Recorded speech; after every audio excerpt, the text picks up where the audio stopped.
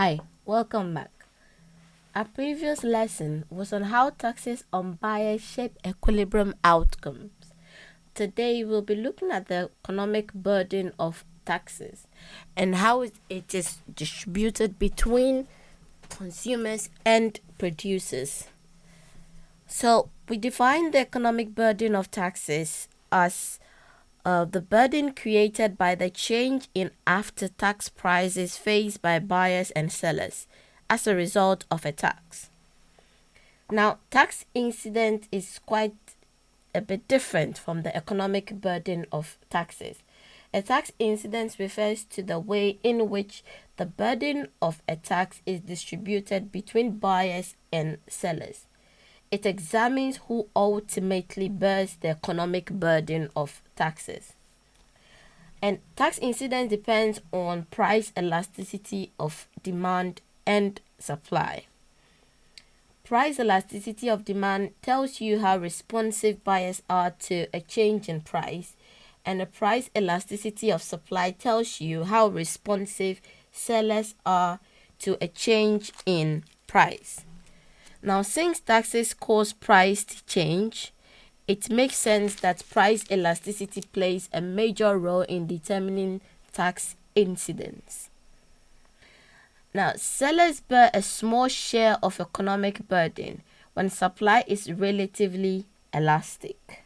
Now, when a tax is imposed on sellers reduce their tax incidence by decreasing the quantity they supply as the after-tax price they receive falls. So the more elastic the supply curve is, the more flexible a firm is after a price change. Example, can you easily switch to produce another product if your current product is taxed? If yes, then you can reduce your tax incidence.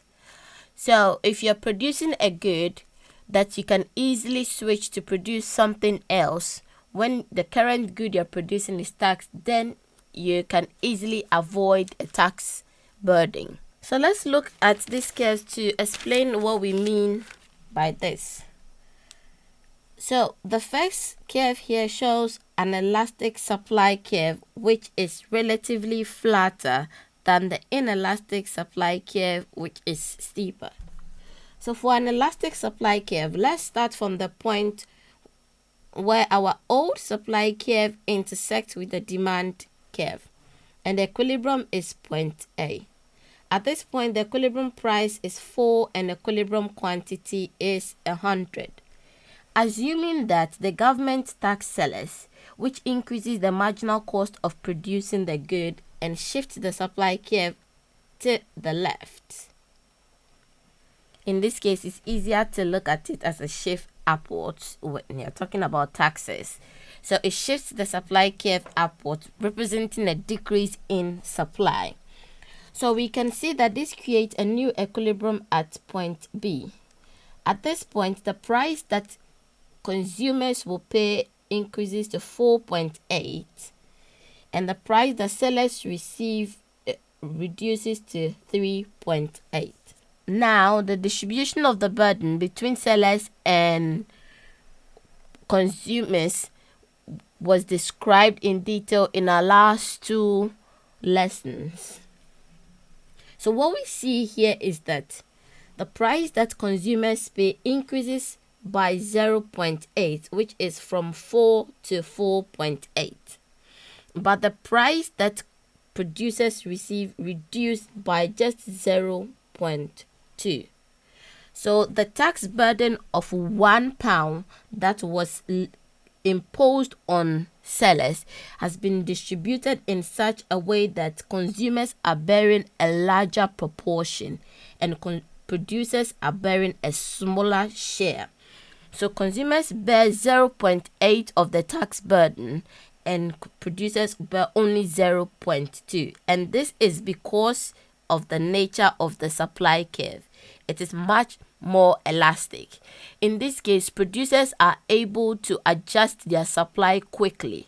They can switch to produce other good, avoiding the tax on the good that has been taxed.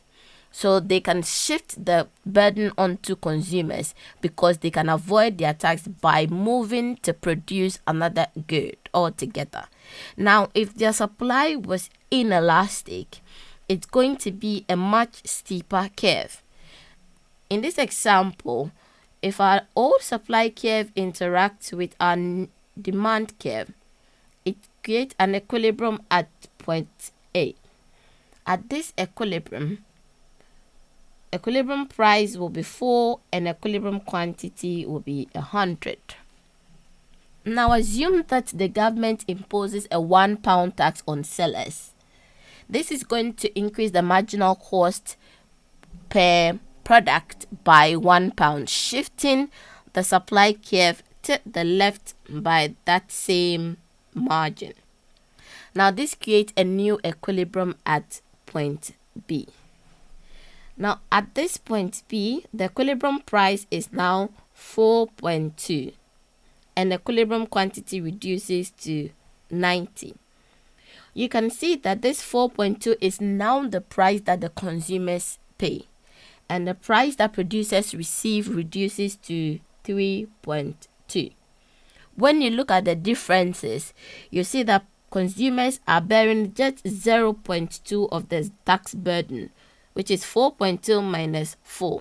But producers are losing 0.8, which means they are bearing more of the tax burden. In this case, the inelastic supply is such that producers are not very responsive to quantity supplied when price changes. So they have no other option but to keep producing the good which has been taxed. So they cannot shift the burden onto consumers. So they are bearing a higher share of the economic burden of the tax as compared to what consumers are bearing. So this two curves tells us that the more elastic the supply curve, the less burden of tax producers will bear. They will be able to shift the tax burden onto consumers if their supply curve is more elastic. Now let's look at it from the buyer's side. Buyers bear a smaller share of economic burden when demand is relatively elastic. So consumers reduce their tax incidence by reducing the amount they purchase as the after-tax price they pay rises. Example, can you easily switch to buy another product? So if a good has lots of substitutes and consumers can easily switch to buy another product, then it means they can avoid buying the good that has been taxed and subsequently avoid the tax altogether.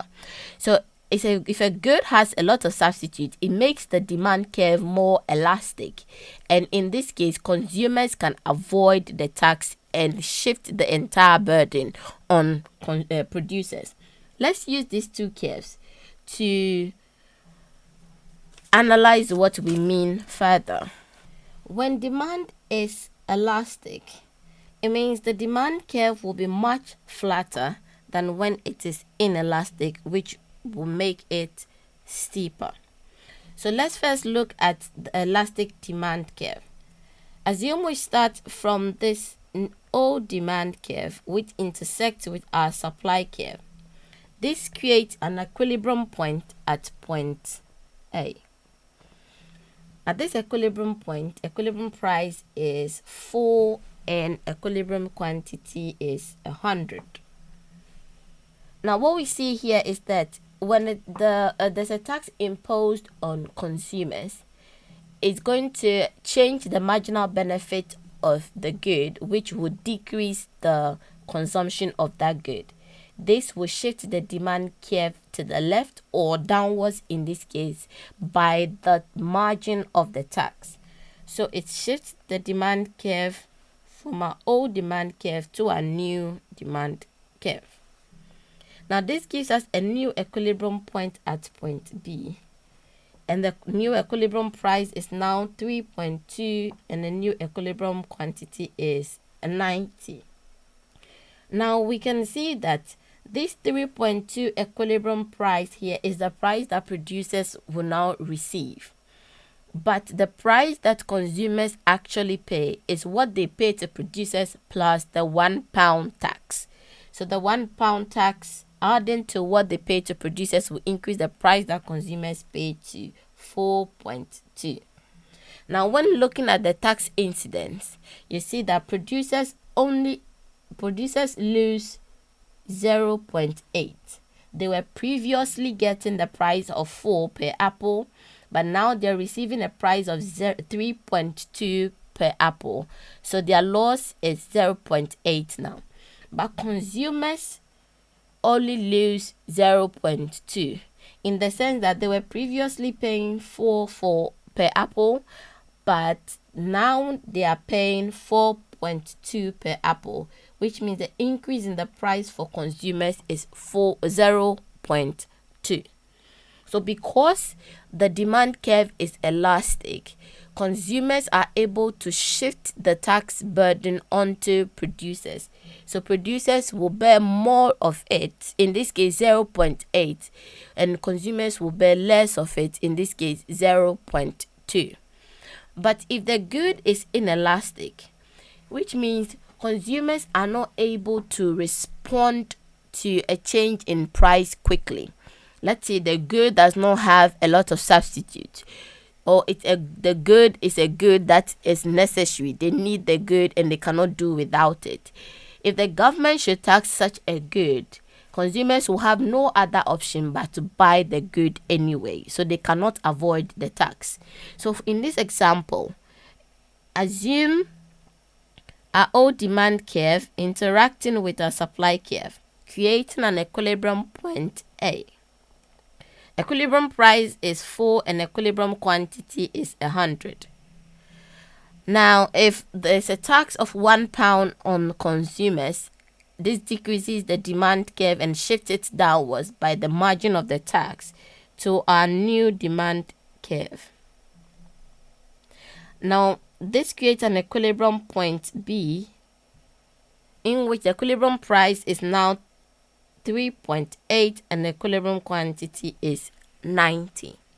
So what we see here is that producers are now receiving 3.8 for their good, but consumers will have to pay an additional £1 tax per good. So the price that consumers pay increased to 4.8. So now the tax incidence is such that producers lose only 0.2. They were previously getting £4, but now they are getting 3.8. So they've lost 0.2 per apple produced. But consumers are paying an extra 0.8. They were previously paying £4, but now they are paying 4.8, which means they are paying extra 0.8 for every apple bought. So because the demand is inelastic and consumers cannot really avoid the tax by buying substitute or avoid buying the good altogether, they have no choice but to buy the good even though it has been taxed.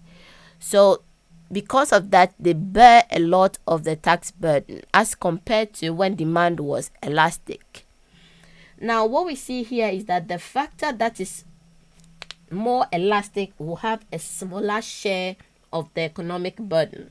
When the price elasticity of demand is larger relative to the price elasticity of supply, sellers end up lowering their price by more to keep consumers. However, if the price elasticity of supply is larger than the buyer's demand elasticity, then buyers pay higher price rather than giving up consumption of the good altogether. So this is all that we have on our lesson on the economic burden of taxes. Our next lesson will be on how subsidies offered to sellers shape equilibrium outcome. If you enjoyed today's lesson, consider subscribing. Thank you.